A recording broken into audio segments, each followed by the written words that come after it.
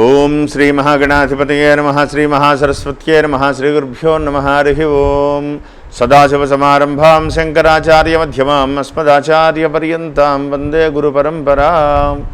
జై గురుదేవ దత్త. పరమేశ్వర స్వరూపమైనటువంటి ఈ సృష్టికి నమస్కారాలు చేస్తూ 21 జూన్ 2020వ తేదీ జ్యేష్ఠ బహుళ అమావాస్య ఆదివారం రోజున భారతదేశంలో ఖండగ్రాస రాహుగ్రస్త సూర్యగ్రహణం ధనుస్సు రాశి వారి మీద ఏ విధంగా ప్రభావితం చూపించబడుతుందో మీకు నేను తెలియజేస్తాను. ధనుస్సు రాశి వారికి గత డిసెంబర్ నెలలో మీ యొక్క రాశిలోనే జన్మస్థానంలోనే సూర్యగ్రహణం పట్టింది. దానివల్ల గతించినటువంటి నెలల్లో మీరు ఎంత భయంకరమైనటువంటి కష్టాలను మీరు అనుభవించారో పడుతున్న మీకే తెలుసు. ఎంత ఇబ్బందికరమైనటువంటి పరిస్థితులు మీరు అనుభవించారో. దానికి తోడు ఇప్పుడు గ్రహణం మీకు జన్మరాశి నుంచి 7వ స్థానంలో పడుతోంది. 7వ స్థానము అంటే కొద్దిగా భర్తృస్థానము, ఆడవాళ్ళకి భర్త స్థానము, మగవారికి భార్య స్థానము 7వ స్థానం అవుతుంది.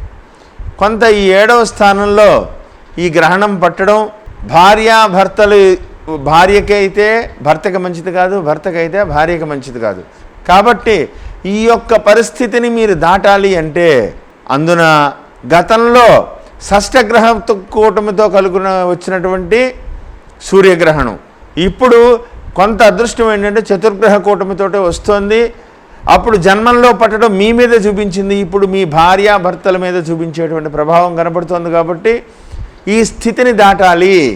కాబట్టి ఈ జగల్లగ్నాన్ని కనుక పరిశీలించి చూస్తే మీ రాశి మీద ఈ యొక్క ప్రభావం ఎక్కువగా ఉందనే చెప్పాలి.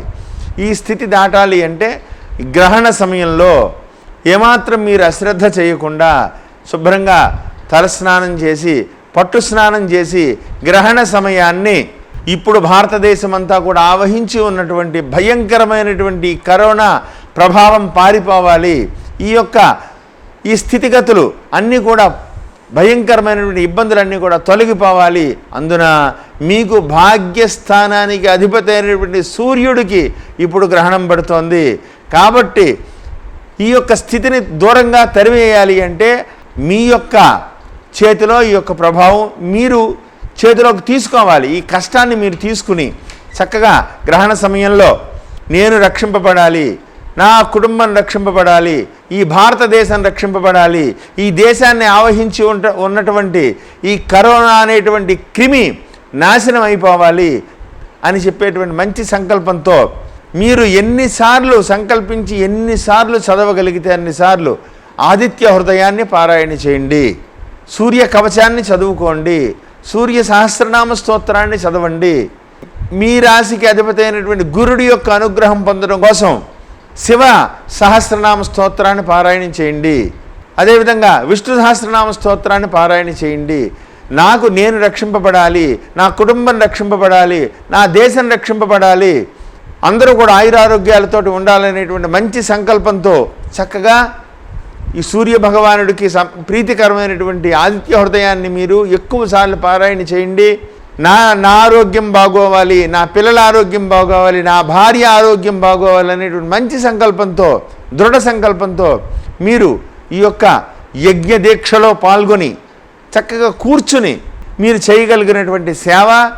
కాబట్టి ఈ సమయాన్ని మీరు అనుకూలంగా మీరు మార్చుకోవడమే కాకుండా భారతదేశానికి కూడా కొంత సమయాన్ని ఇచ్చి ఈ యొక్క అనుకూలమైనటువంటి ఈ యజ్ఞం, ఈ ఆదిత్య హృదయ పారాయణం అనేటువంటి ఈ యజ్ఞంలో మీరు పాల్గొని మీరు తరిస్తూ పరమేశ్వరుని కూడా అనుగ్రహం మీరు పొందాలని కోరుతున్నాను.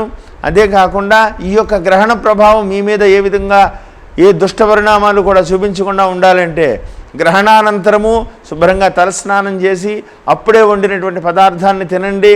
నిలువ ఉన్నటువంటి పదార్థాలు తినకుండా మరుసటి రోజు ఉదయాన్నే స్నానం చేసి మినువులు, గోధుమలు, సూర్యబింబము, అంతేకాకుండా ఒక వెండి సర్పాన్ని తీసుకుని మమ చంద్రలగ్నవశాత్తు జన్మరాశివశాత్తు సప్తమ స్థాన స్థిత రాహుగ్రస్త ఖండగ్రాస సూర్యగ్రహణ దోష పరిహారార్థం ఆవయో సకల గండదోష నివృత్త్యర్థం మమ భర్తృస్థాన దోష సంభవిత సూర్యగ్రహణ దోష పరిహారార్థం అని చెప్పి సంకల్పం చెప్పించుకుని యథావిధి దక్షిణ ఇచ్చి బ్రాహ్మణులకు దానం ఇచ్చి అయిన తర్వాత చక్కగా పరమేశ్వరుడికి పంచామృతాలతో అభిషేకం చేయించుకుని ఆ తీర్థం తాగిన తర్వాతే మీరు ఏదైనా భుజించండి.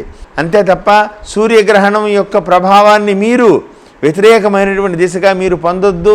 భార్యాభర్తల మధ్యన అనవసరమైనటువంటి చిక్కులు కొని తెచ్చుకోకుండా ఉండాలంటే గ్రహణ నియమాన్ని పాటిస్తూ నేను చెప్పినటువంటివన్నీ కూడా చదువుతూ మీరు రక్షింపబడమే కాకుండా భారతదేశాన్ని కూడా మీరు రక్షించి కృతార్థులవుతారని మనస్ఫూర్తిగా కోరుకుంటూ జై గురుదేవ దత్త.